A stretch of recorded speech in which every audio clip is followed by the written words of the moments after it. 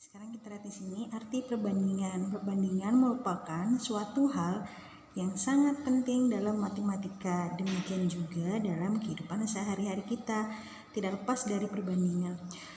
Sebagai ilustrasi, perhatikan contoh ya. Ini ayah usianya 45 tahun ya, jadi ini gambarnya ya. Kemudian usia ibu 40 tahun, sedangkan usia Ali 15 tahun serta usia Ani 10 tahun.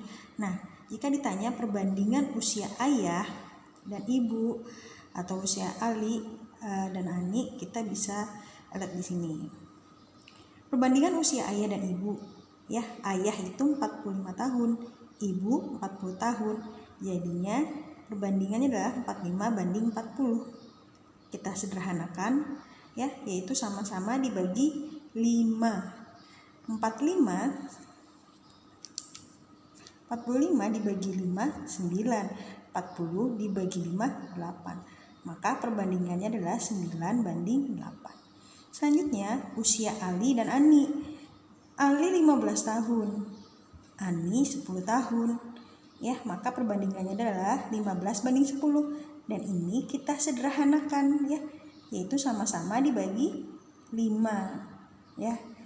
Jadi 3 banding 2. Selanjutnya perbandingan usia ayah dan Ali.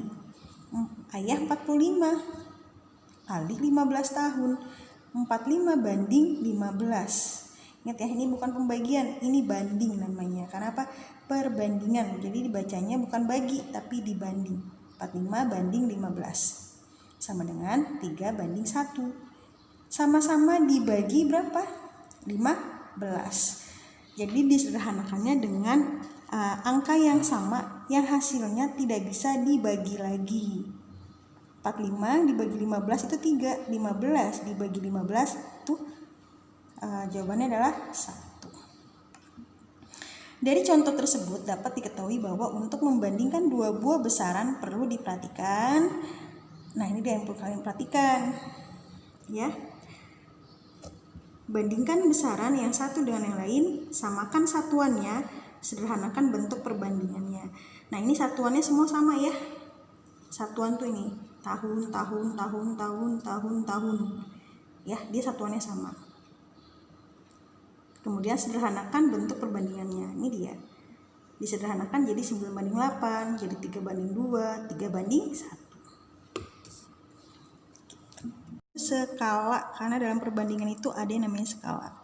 Istilah skala sering kita jumpai kalau kita membuka peta atau atlas, betul sekali ya. Ini di gambar ini skalanya adalah 1 banding 5 juta. Nah, jika pada peta tertulis skala 1 banding 5 juta, berarti 1 cm pada peta. 1 cm pada peta itu mewakili 5 juta cm jarak yang sebenarnya. Jadi ini jarak sebenarnya, ini jarak peta. Ya, 1 cm pada peta atau jarak pada peta itu mewakili 50.000 meter jarak yang sebenarnya. Gitu ya. Jadi kalau pada peta itu satuannya cm ya. Kalau yang sebenarnya bisa jadi 5 juta, 50.000 meter atau 50 km gitu ya. Nah, kita untuk memudahkan kalian, yuk kita mulai dengan pembahasan soal atau dengan contoh. Skala adalah perbandingan ukuran pada gambar dengan ukuran sebenarnya. Ya, ukuran gambar dengan ukuran sebenarnya. Kayak kamu nih, gambar rumah kamu dengan rumah kamu yang asli pasti berbeda, bener nggak? Nggak mungkin sama. Nah, sekarang kita lihat di sini contohnya. Contoh. Pada sebuah peta, jarak tempat A dan B adalah 3 cm. Padahal jarak A dan B sebenarnya 450 km. Tentukan skala yang dipergunakan pada peta tersebut. Skala, kita jawab. Skala adalah ukuran pada peta banding ukuran yang sebenarnya. Ukuran peta kita lihat di sini. Ya. 3 cm. Sininya 450 km. Ini peta, ini yang sebenarnya. 3 cm 450 km kita rubah dulu ke cm. Lihat ya, ini satuannya ukuran pada gambar cm, ukuran sebenarnya cm. Dalam perbandingan satuannya wajib sama.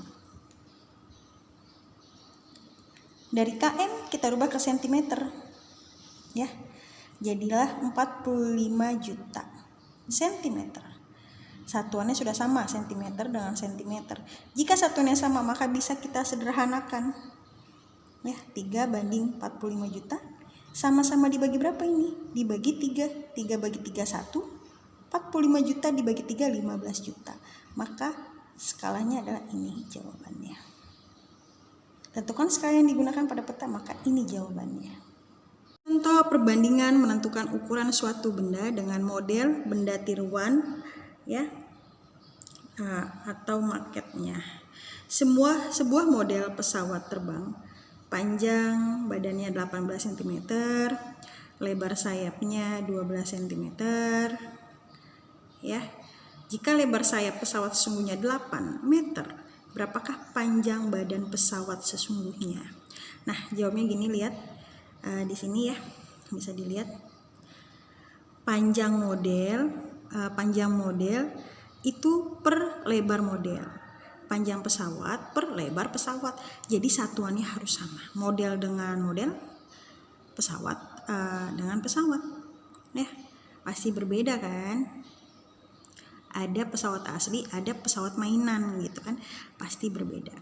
Nah, sekarang kita lihat panjang model. Di situ panjang modelnya berapa?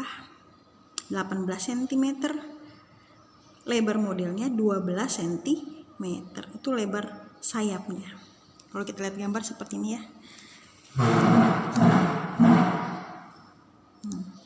Jadi ini panjang, ini lebar. Ya, lebar itu bisa jadi lebar sayapnya ya. Nah, kita lihat sini.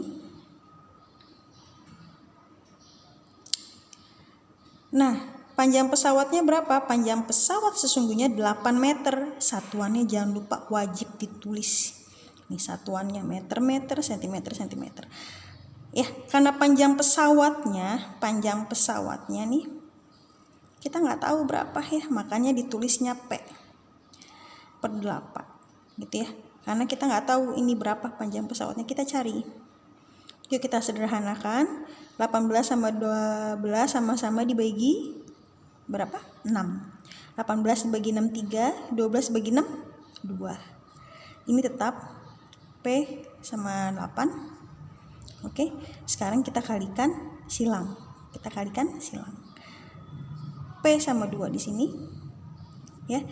Kemudian sama dengan 3 kali 8 dibagi 2. Jadi jawabannya 12. Miss, saya masih belum paham di sini. Nah, ini sebenarnya kalikan silang ya. Saya tambahin lagi di sini. Kalikan silang. Jadi kayak misalnya gini. 2 dikali P sama dengan 3 kali 8. Gitu ya. Nah, ini kan perkalian. Nggak bisa nih angka dikali dengan huruf. Maka perkalian pindah ruas jadi pembagian. Di sini tinggal P deh. 3 kali 8 dibagi 2. Ya. Ingat perkalian ya, jika ini pindah ruas menjadi pembagian. Maka P-nya adalah 3 kali 8 berapa? 24 dibagi 2 jadi 12. Gitu.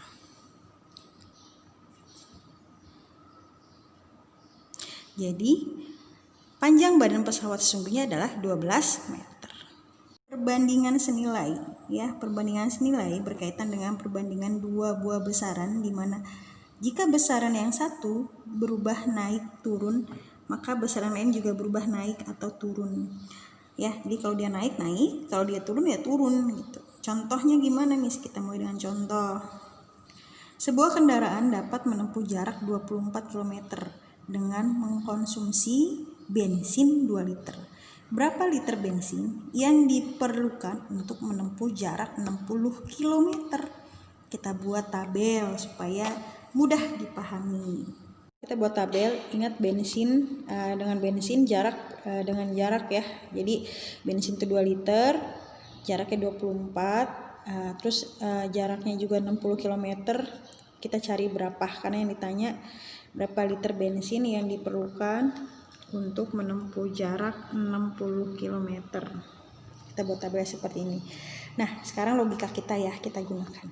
24 km dia membutuhkan bensin 2 liter. Kalau jaraknya lebih jauh, yaitu 60 km, butuh bensinnya lebih banyak atau lebih sedikit? Lebih banyak, betul sekali. Nah, kalau lebih banyak maka yang besar di atas. Lihat ini yang lengkap ya. 24 sama 60 besaran mana? 60, berarti 60 per 24 dikali 2. Segitu aja. Yang besar di atas, yang kecil di bawah. Kenapa? Karena dia membutuhkan lebih banyak bensin. Ya. 60 kali 2 berapa? 120. Dibagi 24, jawabannya 5. Sama nggak dengan cara di sini? Sama ya, tapi jawabannya sama, tapi caranya berbeda. Nah, ini cara cepatnya seperti ini ya. Perbandingan berbalik nilai. Perbandingan berbalik nilai berkaitan dengan membandingkan dua buah keadaan di mana jika besaran yang satu bertambah atau berkurang, maka besaran yang lain berkurang atau bertambah. Contoh, suatu pekerjaan akan selesai dalam waktu 42 hari jika dikerjakan oleh 12 orang. Dan berapa lama pekerjaan yang sama akan selesai jika dikerjakan oleh 14 orang.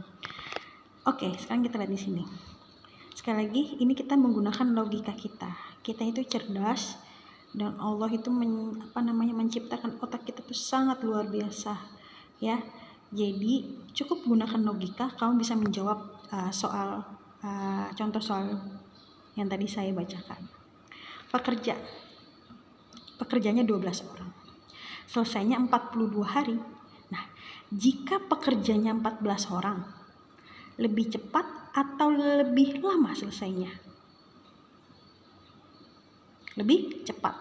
Nah, karena lebih cepat, maka yang kecil di atas, yang besar di bawah. Lihat yang lengkap ya, sama yang ini. Perhatikan yang lengkap. Nah, yang lengkap pekerja. Karena lebih cepat, maka yang cepat, yang kecil di atas, yang besar di bawah. Dikali 42. Gitu ya.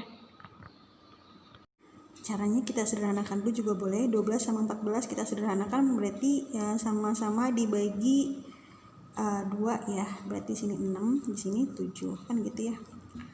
Dikali 42 kan gitu ya. Nah, 42 dibagi 7 itu 6. 6 kali 6 36. Selesai. Jadi untuk menentukan siapa yang di atas, siapa yang di bawah, pertama itu yang lengkap ya, sama yang ini juga yang lengkap kan. Nah, terus kamu gunakan logika kamu gitu ya. Kalau dia lebih besar maka yang besar di atas, jika dia hasilnya lebih kecil maka yang kecil di atas gitu. Oke. Kalau kita gunakan rumus sama seperti ini gitu ya, tapi saran saya kamu gunakan logika kamu. Makanya saya tidak menggunakan ini, tidak juga menggunakan yang ini, tapi kita gunakan rumusnya. Kita gunakan logika kita.